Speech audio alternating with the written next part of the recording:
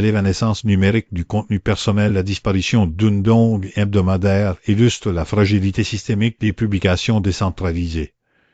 La publication enthousiaste d'une utilisateur sur les réseaux sociaux concernant son blog hebdomadaire, Note Hebdo, entre en collision fatale avec la réalité d'une page d'erreur 404. Cet écart entre l'intention déclarée de partage et l'inexistence effective du contenu soulève des questions critiques sur la pérennité des créations hébergées sur des plateformes personnelles ou de niche. Les tags associés, tels que blog et Zappy, indiquent un écosystème de microblogging potentiellement vulnérable, où l'architecture technique sous-jacente peut faire défaut sans mécanisme de sauvegarde ou de redondance claire. L'enthousiasme communicatif de l'auteur, centré sur la culture pop et l'arrivée du printemps, se heurte ainsi à un silence numérique, transformant un acte de curation joyeuse en un artefact fantomatique. L'écologie fragile des microplateformes, la défaillance d'un lien unique expose la dépendance critique des créateurs envers des infrastructures opaques. Le contexte technique sous-jacent à cette disparition repose probablement sur l'instabilité inhérente aux services d'hébergement personnel ou systèmes de gestion de contenu léger.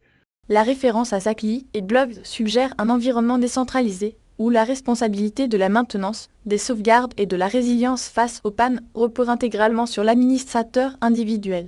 Dans le climat actuel du web, dominé par des géants aux infrastructures robustes, ces micro-plateformes offrent autonomie et authenticité, mais au prix d'un risque accru de 5 points à fêlure.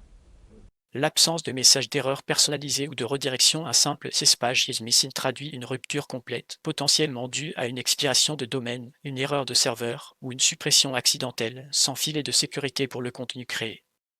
La disjonction entre signal social, les substances numériques, l'activité métasociale prospère, tandis que l'objet référencé s'évapore, créant une valeur découpée. L'analyse stratégique révèle un phénomène où la valeur de signal sur le réseau social X tweeté subsiste et circule indépendamment de la valeur d'usage du contenu lié. L'utilisateur génère de l'engagement via son post créant une communauté autour des hashtags comme printemps et des outils alors que le blog, la source primaire, est inaccessible. Cette dynamique découple l'impact social de l'intégrité informationnelle, permettant à une conversation de perdurer autour d'un référent fantôme. Les tags listés fonctionnent comme des métadonnées persistantes, cataloguant une intention et des centres d'intérêt, même lorsque l'artefact culturel lui-même a disparu.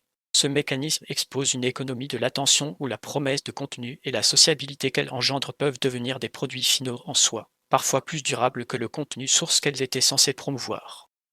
Pérenniser l'authenticité dans un écosystème volatile, la préservation du contenu indépendant nécessite une stratégie hybride mêlant décentralisation et sauvegarde proactive.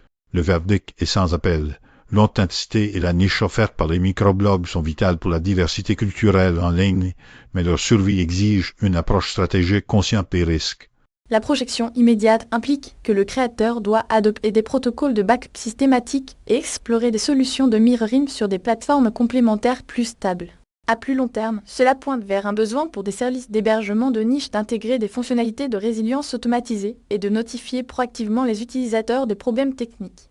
L'opportunité stratégique réside dans le développement d'outils simplifiés de préservation numérique pour les créateurs non techniciens, transformant une vulnérabilité individuelle en un marché pour des services de gardiennage numérique.